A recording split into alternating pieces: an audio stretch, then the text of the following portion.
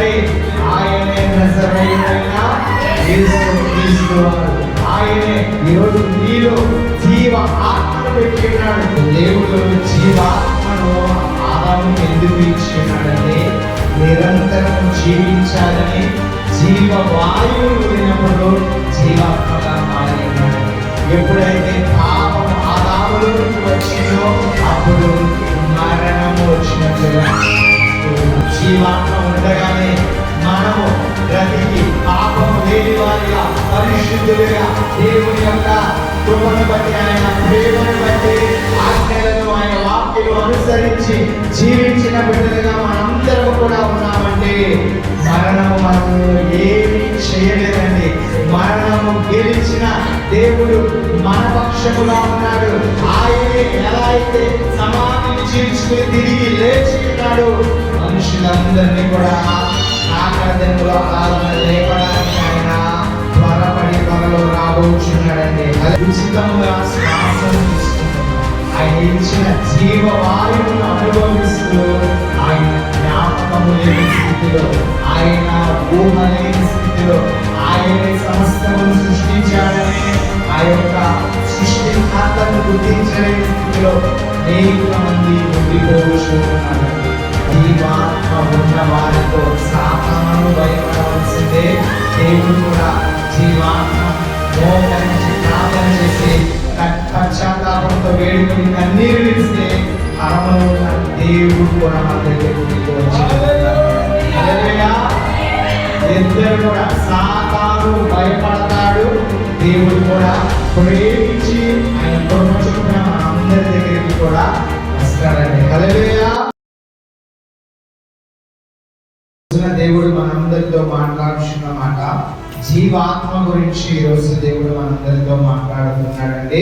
ఆదికాండము 2వ అధ్యాయము 7వ వచనంలో మనము యెహోవా నేల మట్టితో నరుని నిర్మించి వాని నాసికారంధ్రములలో జీవవాయువులు వదులుగా నరుడు జీవాత్మ ఆయను. అందరము కూడా జీవాత్మ కలిగిన వారిగా మనందరం ఉన్నామండి.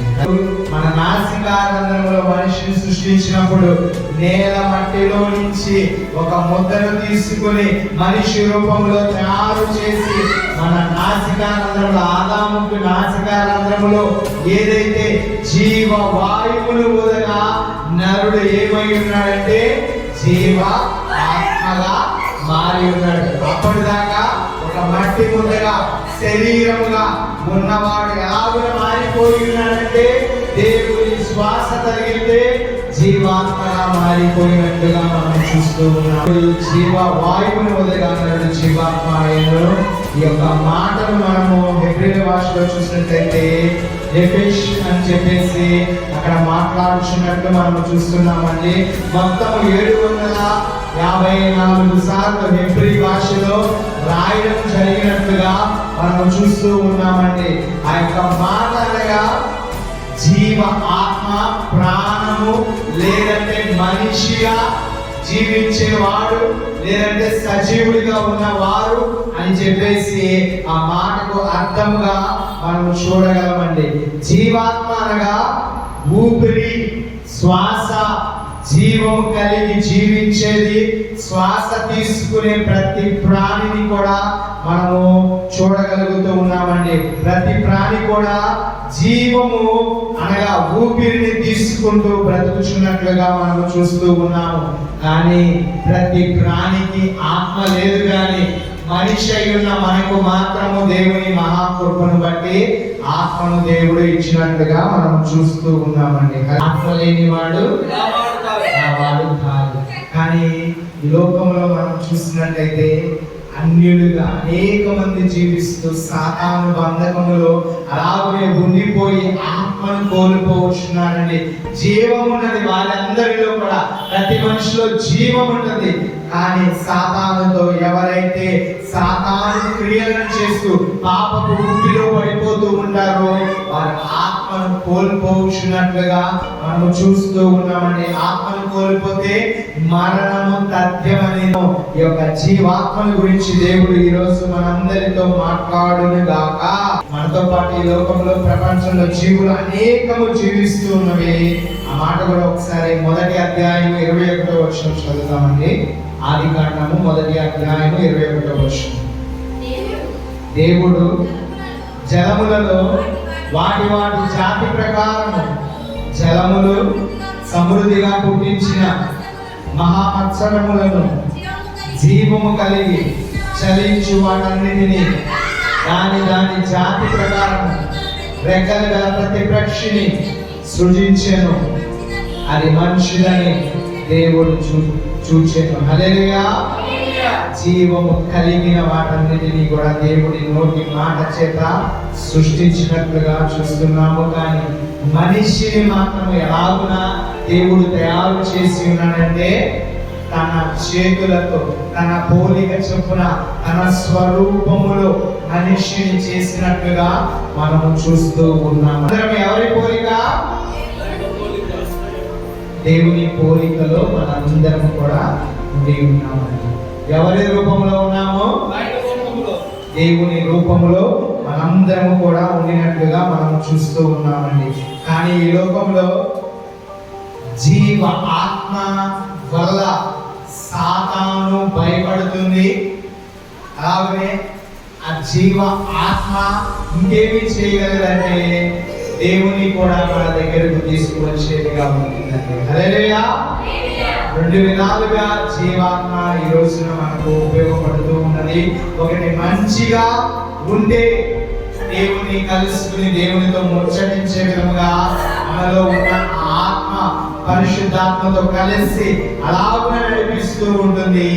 కానీ పాపము వల్ల ఎవరైతే సాతానుకు లోబడి జీవిస్తూ ఉంటారో వారందరినీ కూడా ఆత్మను కోల్పోయే విధముగా, ఆత్మను నరకములో పడవేసే విధముగా ఆ జీవము ఉన్నప్పుడు వారందరూ కూడా పాపం చేసి ఆత్మ విషయంలో పడి నశించే వారిగా ఉండినట్లుగా మనం చూస్తూ ఉన్నాం. 18వ అధ్యాయము 4వ వచనం. మనుషులందరూ నా వశములో ఉన్నారు, తండ్రులేమి కుమారులేమి అందరూ నా వశంలో ఉన్నారు. పాపము చేయువాడెవరో వాడే మరణము నిందను. చాలండి. హల్లెలూయా. ఇక్కడ దేవుని వాక్యము స్పష్టముగా చెబుతూ ఉన్నదండి. మనుషులందరూ కూడా ఎవరి వశంలో ఉన్నారు? దేవుని వశంలో ఉన్నట్లుగా మనం చూస్తున్నామండి. కుమారులేమి తండ్రులేమి ప్రతి ఒక్కరు కూడా దేవుని వశములో ఉన్నారు. అంటే దేవుని యొక్క కృపా కాపుదలలో ఉన్నట్లుగా మనం చూస్తూ ఉన్నామండి.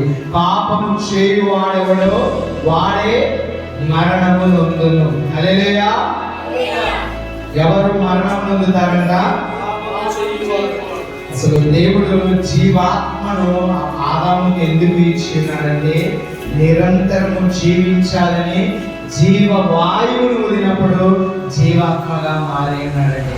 ఎప్పుడైతే పాపము ఆదాములోనికి వచ్చిందో అప్పుడు మరణము వచ్చినట్లుగా దేవుడు అదే చెప్తున్నాడండి. పాపము చేయువాడెవడో వాడే మరణము నొందును అని దేవుని వాక్యము సెలవిస్తుందండి.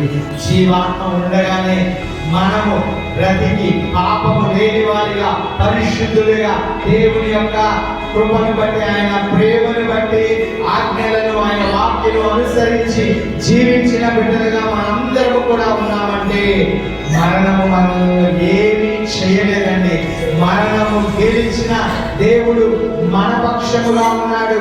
ఆయనే ఎలా అయితే సమాధిని చీల్చుకుని తిరిగి లేచి ఉన్నాడు, మనుషులందరినీ కూడా రాకడలో అలాగే లేపడానికి ఆయన త్వరలో రాబోచున్నాడు. అందరూ సిద్ధంగానే ఉన్నారండి. సంఘం అంతయు లేపబడాలని దేవుడు ఎంతగానో ఆశపడుతున్నాడండి. ప్రపంచంలో ఉన్న సంఘాలన్నిటినీ ఆయన చేతులతో ఒక్కసారి నోటితో పిలిచి రండి అని చెప్పేసి, ప్రియ సంఘమా, ప్రియ బిడ్డలారా, వధువుగా ఉన్న సంఘమా రండి అని ఆయన పిలవబో దినము త్వరలోనే రాబోచున్నది. హల్లెలూయా. దానికి ముందుగానే మనందరం కూడా సిద్ధపడిపోవాలండి. వరుడు కోసం వధువు ఎలా సిద్ధపడింది?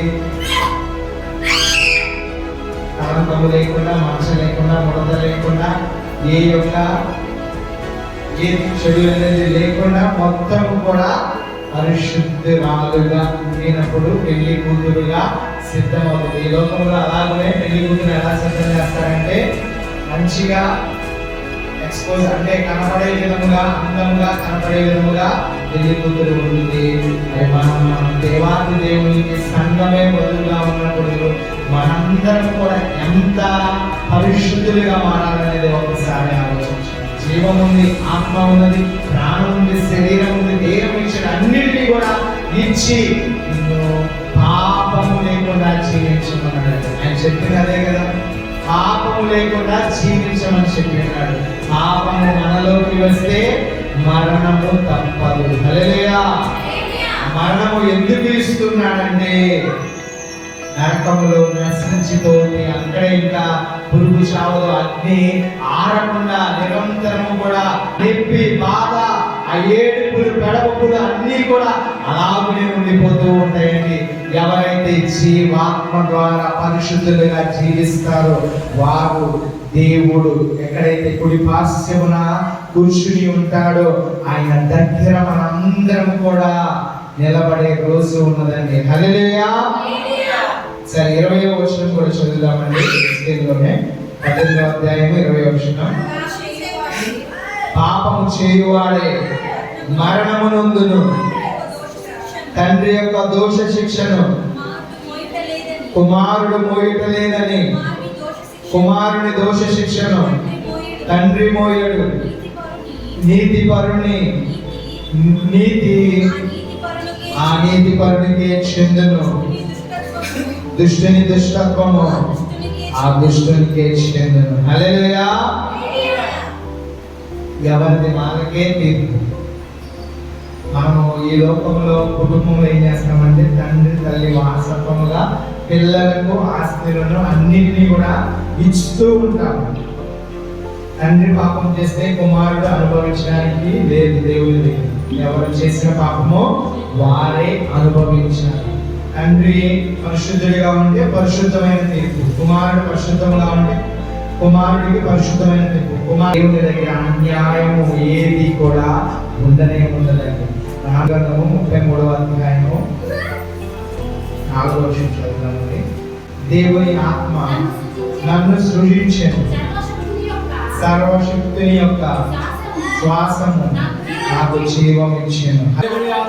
దేవుని ఆత్మ, జీవము కలిగిన దేవుని ఆత్మ. హల్లెలూయా. దేవుని ఆత్మే మనందరినీ కూడా సృజించెను. ఆ సర్వశక్తుని యొక్క శ్వాసము జీవం ఇచ్చెను. హల్లెలూయా. మనము శ్వాస తీసుకోలేని పరిస్థితుల్లో ఉంటే హాస్పిటల్ ఏం చేస్తారంటే ఆక్సిజన్ పెడతారు. రోజుకి ఎంత తీసుకుంటారు ఆక్సిజన్ పెడితే? 30,000 40,000 ఇష్టం వచ్చినట్టు హాస్పిటల్లో ఆ యొక్క పరిస్థితులను బట్టి అలా తీసుకుంటూ ఉంటారు. ఉచితంగా శ్వాసను తీసుకుంటున్నాం. ఆయన ఇచ్చిన జీవవాయువును అనుభవిస్తూ ఆయన జ్ఞాపకము లేని స్థితిలో, ఆయన ఊహ లేని స్థితిలో, ఆయనే సమస్తమును సృష్టించాడని ఆ యొక్క సృష్టికర్తను గుర్తించలేని స్థితిలో అనేక మంది ఉండిపోవచ్చు ఉన్నారండి. ఆ జీవం ఇచ్చిన దేవుడిని ఆరాధిస్తున్నందుకు, స్తుతిస్తున్నందుకు, మహిమపరుస్తున్నందుకు ఆ దేవునికి కృతజ్ఞతలు తెలుపుదామండి. హల్లెలూయా. మనం సృష్టిలో కనబడే వాటిని లేదంటే చేసుకున్న వాటిని అనేక మంది ఆరాధిస్తూ పూజిస్తూ అనేక విధాలుగా చేస్తూ ఉన్నారండి. ఇంతకుముందు మొదటిగా సూర్యుడిని కొంతమంది ఆరాధించేవారు. ఆ తర్వాత చెట్టు మంచిగా ఎత్తు ఎదిగిందనుకోండి, ఆకాశం అంత ఎత్తు ఎదిగిందనుకోండి ఆరాధించేవారు ఉన్నారు, స్తుతించేవారు ఉన్నారు, దాన్ని పూజించేవారు అనేక మంది ఉన్నారు. రకరకాలైన వాటిని చూస్తూ ఉన్నారు. వారంతా అక్కడితోనే ఆగిపోతున్నారండి. నీకు శ్వాసనిచ్చాడు, జీవమునిచ్చాడు, జీవ ఆత్మను నీలో పుట్టించిన వాడు, అసలు నిన్ను సృష్టించిన వాడు ఎవరని, వాటన్నిటినీ సృష్టించిన వాడు అన్నిటిపైన ఉన్నాడని గుర్తించలేని ఈ యొక్క ప్రపంచం ఎంతో కొంతకాలంలో వేదన పడవలసిన స్థితి రాబోతున్నది. హల్లెలూయా. అందరం కూడా దేవుని మహాకృపను బట్టి ఆయన సన్నిధిలో ఉండగలుగుతున్నాము. ఆయనకే వేలాది వందనాలు స్తుతులు తెలుపుతాము. హల్లెలూయా, హల్లెలూయా. లేనట్లయితే మన పరిస్థితి కూడా ఏ చెట్టునో ఏ పుట్టనో ఏదో దానిని మనము ఆరాధిస్తూ స్తుతిస్తూ అదే దైవం అనుకుని అలాగే ఆరాధిస్తూ కాలం గడిపేస్తూ ఉంటామండి. దేవుడు ఎక్కడైనా దేవుడైనా కాదు. మన ఇండియా వరకే దేవుడు దేవుడిగా ఉంటాడా? ప్రపంచం అంతటికి దేవుడు దేవుడు ఒక్కడిగానే ఉంటాడు. హల్లెలూయా. ప్రపంచాన్ని సృష్టించిన వాడు, అన్నిటికన్నా పైన ఉన్నవాడు ఒక్కడే. ఆయనే నజరేయుడైన యేసు క్రీస్తు వారు. ఆయనే ఈరోజు నీలో జీవ ఆత్మను పెట్టి ఉన్నాడు. మట్టి నుండి తీసి శ్వాసను పొంది ఇప్పుడు తల్లి గర్భములో నుంచి బిడ్డలు ఎలా అయితే వస్తున్నారో వారికి పుట్టినప్పటి నుంచి శ్వాస ఎలా తీసుకోవాలని తెలుస్తుందంటే మొదటి ఆదాము దగ్గర నుంచి దేవుడు ఇచ్చిన క్రమమును బట్టి ప్రతి మనిషి అలాగున జీవిస్తూనే ఉన్నాడండి. హల్లెలూయా, హల్లెలూయా. సృష్టించినది నా దేవుని ఆత్మ, మీ అందరినీ కూడా సృష్టించింది ఆ దేవుని ఆత్మ. హల్లెలూయా. మనందరం కూడా లోకంలో మంత్రగాళ్ళు, అదేవిధంగా చేతబడి చేసేవాళ్ళు, చిల్లంగి చేసేవాళ్ళు, సోది చెప్పేవాళ్ళు చాలా మంది రకరకాలుగా ఉండి ఉన్నారు. అందరూ కూడా సాతాను ఆత్మ ద్వారా వారు పని చేస్తూ ఉన్నారు. ఎలా పనిచేస్తున్నారు? మరి ఎందుకని సాతాను వారి మాట వింటుందంటే పాపం చేసే వారి దగ్గరికి సాతాను ఏం చేస్తాడంటే అపాయింట్మెంట్ లేకుండా వెళ్ళిపోతాడంటే. హల్లెలూయా. వాడికి అపాయింట్మెంట్ అవసరం. పాపపు ఆలోచన మనలోనికి వస్తే వాడు పరిగెత్తుకుని వచ్చి తిష్ట వేసుకునే వాడిగా ఉంటాడండి. నువ్వు చేయి, అదే కరెక్ట్, నువ్వు చేయి, నువ్వే నిజమైన వాడివి, నువ్వే బలవంతుడివి, నువ్వే శక్తిమంతుడివి, నీకు తిరుగు లేదని చెప్పేసి వాడు లోపల నుంచి గద్దించి పాపము చేపించేంత వరకు కూడా వాడు ఊరుకునే ఉంటాడండి. హల్లెలూయా. మంత్రగాళ్ళు వీళ్ళందరూ కూడా ఎందుకు చేస్తున్నారంటే వారి కొత్త కూటి కోసము చేస్తున్నారండి. జీవాత్మ ఉన్న వారితో సాతాను భయపడవలసిందే. దేవుడు కూడా జీవాత్మ మోకరించి ప్రార్థన చేసి పశ్చాత్తాపంతో వేడుకొని కన్నీరు విడిస్తే పరమలో ఉన్న దేవుడు కూడా మన దగ్గరికి వచ్చాడు. హల్లెలూయా. ఇద్దరు కూడా సాతాను భయపడతాడు, దేవుడు కూడా ప్రేమించి ఆయన కృప చొప్పున మన అందరి దగ్గరికి కూడా వస్తాడండి. హల్లెలూయా. మనమందరం కూడా ఏమి చేయాలంటే ఒక క్రైస్తవుడిగా ఉన్న వారిలోనే జీవాత్మ ఉంటుందా? అన్నిల్లో ఉంటుందా? పుట్టిన ప్రతి మనిషిలో కూడా జీవ ఆత్మ ప్రాణము శరీరము ఉండి ఎందుకని అంటే దేవుని సృష్టి కోతి నుంచి వచ్చాడని కొంతమంది చెబుతూ ఉంటారండి. అట్టి నుంచి మనిషి వచ్చాడు తప్ప కోతి నుంచో ఏ జంతువు నుంచో మనిషి రాలేదండి. హల్లెలూయా.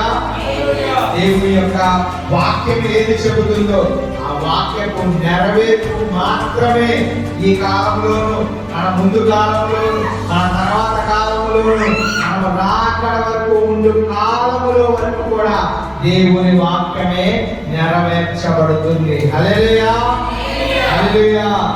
ఈ మార్పు లేని మాటగా దేవుడు ఈ వాక్కులన్నిటినీ మనందరికీ కూడా ఉచితముగా ఇచ్చి ఉన్నాడండి. హల్లెలూయా. అందుకనే జీవాత్మను బట్టి దెయ్యాలు, సాక్ష్యాలు అన్నీ కూడా మాట వింటాయి. పరిశుద్ధులు తెలిసిన మాట వింటాయి. సాతాను క్రియలు చేసే వారు తెలిసిన దెయ్యాలు, పిశాచాలు, కొన్ని పేర్లు కూడా చాలా పేర్లు ఉంటాయి కదా, అలా చాలా పేర్లు ఉంటాయి. అవన్నిటినీ కూడా లోపడుతూ ఉంటాయి. ఎందుకని అంటే జీవాత్మకు భయపడవలసినదే ప్రతి ఒక్కటి కూడా. హల్లెలూయా, హల్లెలూయా. ఎందుకంటే జీవము ఆత్మ ఎవరుంటే ఉన్నదంటే దేవాది దేవుని సృష్టికర్తలై ఉన్నదండి. హల్లెలూయా. వారు పిలిచిన ఎవరు పిలిచినా కూడా సాతాను వస్తుంది. మన క్రియలను బట్టి, మన చేష్టలను బట్టి, మన ప్రవర్తన బట్టి అది మన తల మీద కూర్చుంటుంది.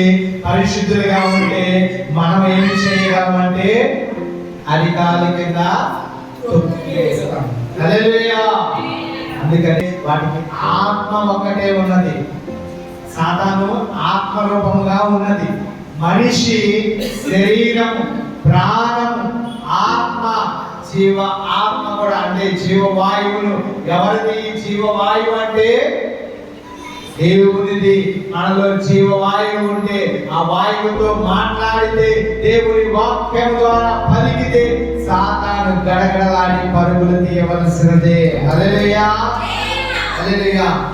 వారందరూ ఎందుకు చేస్తున్నారంటే డబ్బుల కోసము, పొట్టకొటి కోసము చేస్తున్నారండి. అలాగున్న లోకంలో అనేక మంది తెలియని షాపులు, అనేక మంచాల మీద ఇబ్బందులు, హాస్పిటల్లో ఇబ్బందులు, కొంతమందికి చేతులు పడిపోయి, కాళ్ళు పడిపోయి, కొంతమందికి నీరసం, అనారోగ్యం, ఏమవుతుందో తెలియదు. డాక్టర్ దగ్గరికి వెళ్ళినా తెలియని స్థితిలో, పరిస్థితిలో అనేక మంది అలాగా సాతాను చేస్తున్న ఆ క్రియల చొప్పున అనేక మంది పడిపోవచ్చున్నప్పుడు పరిశుద్ధులుగా ఉన్నవారు, జీవాత్మ కలిగి దేవుని యొక్క చిత్తాన్ని నెరవేర్చేవారు అనేక మంది పాస్టర్లు, అనేక మంది సువార్థికులు, అనేక మంది బోధకులు, అనేక మంది విశ్వాసులు, అనేక మంది దేవుని నామములు సాతానును పంపించేసేవారిగా ఉన్నారు. హల్లెలూయా. ఎలాగున సాధ్యమంటే నాలో నా దేవుడు ఉన్నాడు. హల్లెలూయా. నీలో ఉన్నాడా దేవుడు? శ్వాస తీసుకునే వారైతే ప్రతి ఒక్కరిలో జీవ వాయువును పొందిన వాడు మన నజరేయుడైన యేసుక్రీస్తు వాడు. చాలా మంది ఇది చెడు ధనములకు ఉపయోగించి లోకమును పాడు చేస్తున్నారు. ఎందుకని అంటే సాతాను గాడు గర్జించే సింహము వలె వచ్చి ప్రతి ఒక్కరిని మింగేయాలని, చంపేయాలని గర్జించే సింహం వచ్చిందనుకోండి, ఏ జంతువైనా లొంగవలసిన దాని ప్రాణము ఆ సింహం చేతిలో పోవలసినదిగా ఉన్నది. వాడు కూడా మనుషుల మీదకి వస్తున్నప్పుడు వాడు గర్జించే సింహముగా వస్తుంటే మనము యోధా గోత్రపు సింహముగా గర్జిస్తే వాడు భయపడి పారిపోవలసిందే. హల్లెలూయా, హల్లెలూయా. ఆ నామముకు ఎదురు చెప్పే ఏది కూడా ఈ లోకంలో లేదండి. హల్లెలూయా. ఎవరు మన పక్షంలో ఉన్నది? జీవము కలిగిన దేవుడు, సర్వాధికారి, సమస్త సృష్టికర్త, జీవమును నాలో పొందిన నజరేయుడైన యేసుక్రీస్తు వారు. హల్లెలూయా. మాట 1 పేతురుకు రాసిన పత్రిక 5వ అధ్యాయము 8వ వచనం చదువుదామండి. నిర్భరమైన బుద్ధి గలవారై మెలకువగా ఉండుడి. మీకు విరోధి అయిన అపవాది గర్జించు సింహము వలె ఎవరిని మురింగుదమా అని వెతుకుచూ తిరుగుచున్నాడండి. హల్లెలూయా. మనం ఏమి చేయాలి? వాడు వస్తుంటే నిర్భరమైన బుద్ధి గలవారై మెలకువగా ఉండుడి. మనలో జీవము శ్వాస ఉన్నది కాబట్టి సృష్టించిన వాడిని మనము ప్రాణం ఉన్నప్పుడు వెతికితే, పట్టుకుంటే, విడిచిపెట్టకుండా యాకోబు వలె పోరాడబడితే నిన్నే ఒక దేశంగా, ఒక ప్రజగా చేసేవాడు మన దేవాతి దేవుడై ఉన్నాడండి. హల్లెలూయా, హల్లెలూయా. ఒక ఇజ్రాయేల్ ఒక్కడు యాకోబుని ఇజ్రాయేలుగా మారిస్తే ఇప్పుడు ఒక దేశముగా, ప్రపంచమునకు తలదించని దేశముగా ఇజ్రాయేల్ ప్రాంతము ఉన్నదండి. హల్లెలూయా. చుట్టూరు కంట్రీస్ అన్నీ ఉండగా ఒకేసారి 7 దేశాలు, 10 దేశాలు, 11 దేశాలు యుద్ధానికి వచ్చినా కూడా ఒక్క దేశము యోధా గోత్రపు సింహము వలె గర్జించు సింహాలు ఎన్ని వచ్చినా కూడా యోధా గోత్రపు సింహము వలె వారు చిన్న దేశంగా ఉండి పోరాడుచున్న వారిగా ఉన్నారండి. హల్లెలూయా. జనాభా ఎంతమంది ఉంటారంటే 10 లక్షల మంది, 1 మిలియన్ అంతకన్నా ఎక్కువ మంది, 1,000 వేల మంది ఉంటారేమో తప్ప అంతకు మించి ఎక్కువ మంది అక్కడ ఉండరండి. వారి పక్షమున ఎవరు ఉన్నారంటే జీవం ఇచ్చిన దేవుడి వారి పక్షంలో ఉన్నారండి. హల్లెలూయా. వారిలో జీవాత్మ ఉన్నదని వారు గుర్తించారు. మా దేవుడే సమస్తమును చేయగలడని వారు గుర్తించి ఆ మధ్యలో నిలబడి పోరాటం చేస్తున్నారు. వారు పోరాటం చేస్తున్నది వారి ప్రాణముల కొరకు కాదు, వారి కుటుంబాల కొరకు కాదు, వారి ఆస్తిల కొరకు కాదు. దేవుడి ఇచ్చిన స్వాస్థ్యము వేరొకరి చేతిలోనికి వెళ్ళకూడదని పోరాటం చేస్తూ ఉన్నారండి. హల్లెలూయా. మరి మనకు కూడా ప్రతి ఆత్మ భారం కలిగిన వారిగా ఉన్నామండి. వారందరినీ కూడా పరలోక రాజ్యం అనే స్వాస్థ్యమునకు మనం తీసుకువెళ్ళాలి. ఒక ఆత్మ విడిచిపెడితే, ఒక మనిషి రక్షించబడితే పరలోకంలో విడుదల జరుగుతుంది. ఒక ఆత్మ విడిచిపెడితే ఎంతో వేదనగా, ఎంతో మౌనముగా మారిపోయే స్థితిలో ఉంటుంది. అలాగే మారుస్తుంది ఎవరంటే సాతాను. ఎందుకని అలా చేస్తున్నారంటే ఇంకా సమయం కొద్దిగా ఉన్నది. మనం ఎప్పుడు చెప్పుకుంటాం ప్రకటన గ్రంథంలో అంటే సమయం కొంచెంగా ఉన్నది కాబట్టి వాడు గర్జించు సింహము వలె తిరుగుతూ ఈ భూమి అంతటా కూడా నలుదిక్కులు వ్యాపిస్తూ ఉన్నాడండి. హల్లెలూయా. యోహాను రాసిన పత్రిక 4వ అధ్యాయము 4వ వచనం చదువుదామండి. మీలో ఉన్నవాడు లోకములో ఉన్నవాడి కంటే గొప్పవాడు కనుక మీరు వారిని జయించి ఉన్నారు. హల్లెలూయా. హల్లెలూయా. మనలో ఎవరున్నారంటే గొప్పవాడు, లోకమును జయించిన వాడే మనలో ఉండి ఉన్నాడు. ఆయనే సమస్తమును కూడా నీలో ఉండి జరిగించును గాక. హల్లెలూయా. అంతకు ముందు పోయిన వారిని చెప్పుకుని ఉన్నామండి. యెషయా గ్రంథము 14వ అధ్యాయము 12 నుంచి 15 వరకు, ఎస్కేలు గ్రంథములో 28వ అధ్యాయంలో మనము సాతాను గురించి, తేజ నక్షత్రం గురించి మనము పోయిన వారము మాట్లాడుకుని ఉన్నామండి. వాడు ఎలాగునంటే మొదటిగా ఏ పాపము లేని వాడిగా పరలోకములో ఉండి ఉన్నాడు. వాడిలోనికి పాపము వచ్చినప్పుడే వారి కొరకు నరకమును ఏర్పాటు చేయడం జరిగినది. మనిషి కొరకైతే దేవుడు ఏదేను తోటను ఏర్పాటు చేశాడు. ఎందుకని అంటే స్వేచ్ఛగా, స్వతంత్రులుగా, హాయిగా, హ్యాపీగా జీవించాలని దేవుడు కోరుకుని ఉన్నాడండి. పాపము చేయడం ద్వారా మరణము సంభవించినది. ఆ మరణము ద్వారా పాపము చేసిన వారందరినీ కూడా ఆ నరకములో, సాతాను ముందు నరకములో పడవేసే వారిగా దేవుడు ఉన్నాడండి. హల్లెలూయా.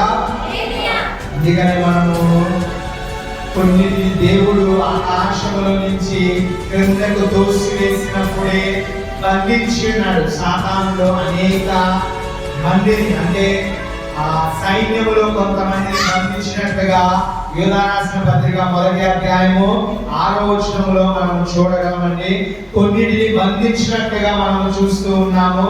అలాగే బంధించకుండా ఉన్న వాటిని, సాతాను సామ్రాజ్యముగా ఉన్న వాటిని మనం ఎఫెసీయులకు రాసిన పత్రిక 6వ అధ్యాయము 12వ వచనంలో మనం ఏలైనగా మనము పోరాడుచున్నది శరీరులతో కాదు కానీ ప్రణాళికలతోనూ, అధికారులతోనూ, ప్రస్తుత అంధకార సంబంధులకు, లోకనాథులతోనూ, ఆకాశ మండలమందున్న దురాత్మ సమూహములతోనూ పోరాడుచున్నామండి. పోరాడటానికి ఏ శక్తి మనలో ఉంది? జీవము కలిగిన ఆత్మను దేవుడు మనకు ఇచ్చినాడు. పరిశుద్ధాత్మ సహాయం చేత ఆత్మ ఫలభరితముగా, ఉజ్జీవముగా యేసుక్రీస్తు రక్తము చేత కడగబడి పరిశుద్ధులుగా మార్చబడినప్పుడు నీ నోటిలో నుంచి పలికే ప్రతి మాటను బట్టి సాతాను పారిపోవలసిందే. హల్లెలూయా. సాతాను గారికి కూడా ఎలాగంటే ప్రధానులు ఉన్నారు, అధికారులు ఉన్నారు, వాడికి సైన్యము చాలా మంది కూడా ఉండినట్లుగా మనం చూస్తున్నామండి. ఒక్కొక్కరు ఒక్కొక్క పని చేసేవారిగా వాడు కూడా ఏర్పాటు చేసుకున్నాడు. వాడిలో గ్రేడ్స్ కూడా వాడు ఇచ్చుకున్నాడు. ఎక్కువ పాపం చేసిన వారిని ఎక్కువ లెవెల్లో, ఫస్ట్ లెవెల్లో, సెకండ్ లెవెల్లో, థర్డ్ లెవెల్లో అలాగున అధికారాలు వాడికి ఇచ్చేసినట్టుగా సాతాను మనం చూస్తూ ఉన్నామండి. కానీ మనందరం కూడా సాతాను సామ్రాజ్యాన్ని ఎప్పుడైతే పడగొట్టి కాళ్ళ కింద త్రొక్కి వేస్తామో నిజమైన పరలోక రాజ్యం భూమి మీదే మనం చూడగలమండి. హల్లెలూయా. వాక్యంలో లేదు కానీ నా సొంత మాటగా చెప్తున్నానండి. దేవుడు కూడా ఎదురు చూసేవాడిగా ఉన్నాడేమో అలాగే సాతానుని ప్రతి ఒక్కరి కాలి కింద అణిచేస్తే పాపం ఇంకా భూమి మీద ఉండదండి. అప్పుడు నిజముగా స్వతంత్రులుగా, పరిశుద్ధులుగా, నీతి కలిగిన వారిగా, దేవుని రాజ్యము భూమి మీద నిలబెట్టిన వారిగా మనందరం కూడా ఉంటామండి. హల్లెలూయా. ఎఫెసీయులకు రాసిన పత్రిక 2వ అధ్యాయము 15వ వచనం ఒకసారి. ప్రాణముల వలన శరీరమందు సున్నతి పొందక ఇండుట వలన మీరు మృతులై ఉండగా దేవుడు రాత రూపకమైన ఆజ్ఞల వలన మన మీద రుణముగాను మనకు విరోధముగాను నుండిన పత్రమును మేకులతో సిలువకు కొట్టి దాని మీద క్షేరాతను తుడిచివేసి మనకు అడ్డము లేకుండా దాన్ని ఎత్తివేసి మన అపరాధములన్నిటినీ క్షమించి ఆయనతో కూడా మిమ్మల్ని జీవింపచేసెను. ఆయన ప్రధానులను ఏంటండి ఒకసారి శ్రద్ధగా ఉండండి. ఇందాక మనం ఎఫెసీయులకు రాసిన పత్రికలో చదివి ఉన్నామండి. సాతాను అధికారులు ప్రధానులుగా ఉండినట్లుగా మనం చూస్తున్నామండి. వారిని దేవుడు ఇక్కడ ఏమి చేశాడంటే ఆయన ప్రధానులను, అధికారులను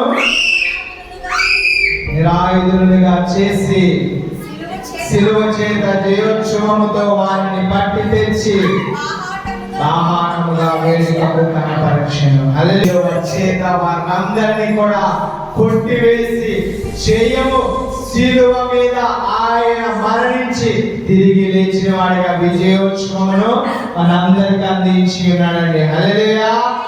ఆ విజయోత్సవం జరుపుకోవాలంటే పాపము నీలో లేకుండా, సాతాను క్రియలు నీలో లేకుండా, లోకము నీలో లేకుండా పరిశుద్ధుడిగా ఉండినప్పుడే నిజమైన జయము, విజయోత్సవము మనందరం కూడా జరుపుకునే వారిగా ఉన్నామండి. హల్లెలూయా.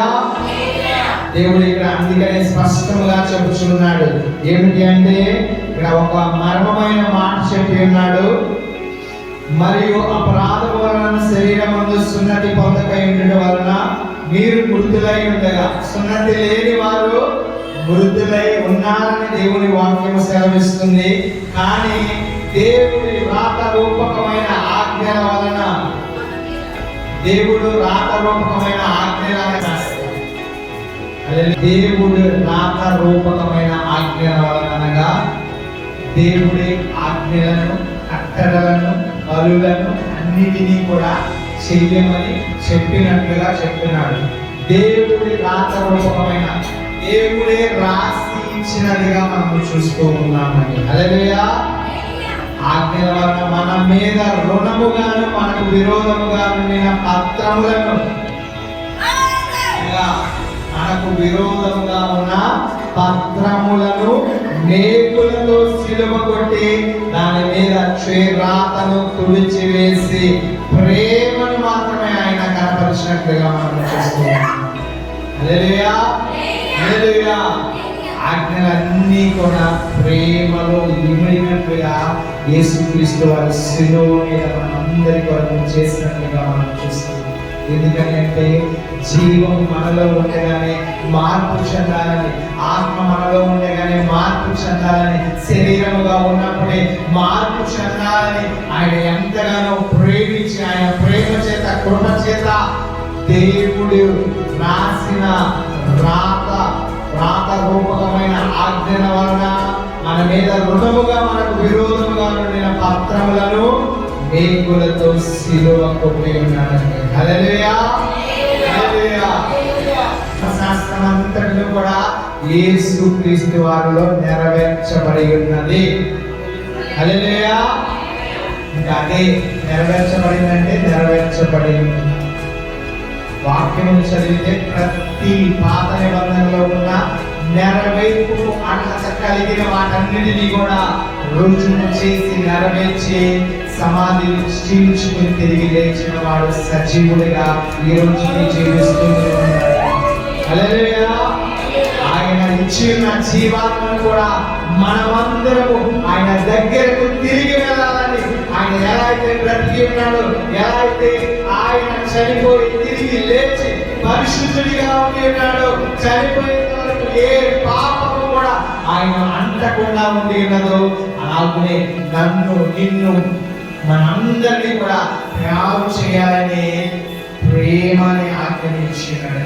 నిన్ను వల్ల నీ పొరుగు వారిని ప్రేమించు ప్రేమించు ప్రేమించు. ఎందుకని చెప్తున్నాడంటే ప్రేమలే సమస్తము జరిగించవచ్చు. ప్రేమ చేత దేనైనా సాధించవచ్చు. హల్లెలూయా. ప్రేమ చేత ప్రతి దాన్ని కూడా సాధించవచ్చు.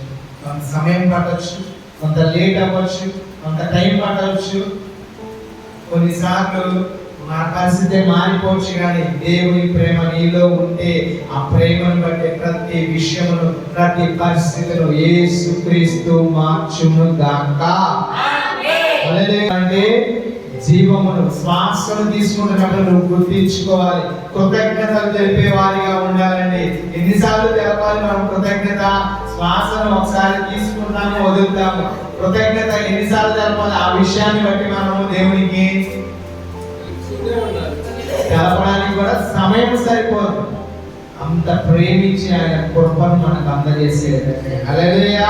ఇంత అన్ని చేసేవారు కొంచెం కొంచెముగా కొద్ది కొద్దిగా మన చిన్ననాటి సమయంలో 100 మంది ఉంటే ఇప్పుడు 50 మంది 60 మంది అక్కడక్కడ కనబడుతున్నట్లుగా మనం చూస్తున్నాం. ఎక్కువ కానీ అంటే యేసు రక్తము వారిని కూడా కడగబడి పరిశుద్ధులుగా మార్చబడుతున్నదండి. హల్లెలూయా.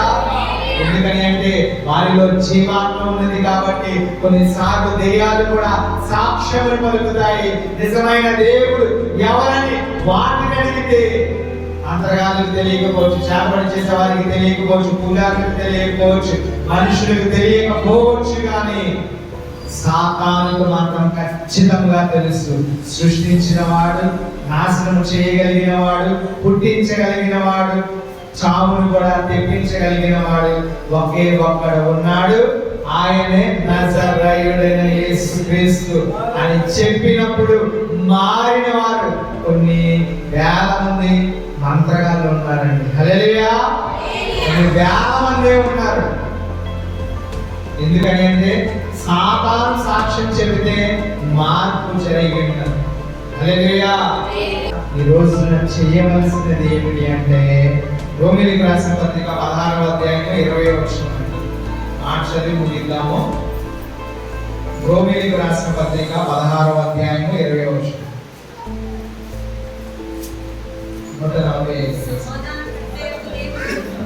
సమాధానకర్త అయిన దేవుడు సాతానుని మీ కాళ్ళ కింద శీఘ్రముగా చేతగా రొక్కించును. హల్లెలూయా. హల్లెలూయా. శీఘ్రముగా సాతానుని చేతగా త్రొక్కవలసిన వారిగా ప్రతి క్రైస్తవుడికి దేవుడు అధికారం ఇచ్చి ఉన్నాడండి.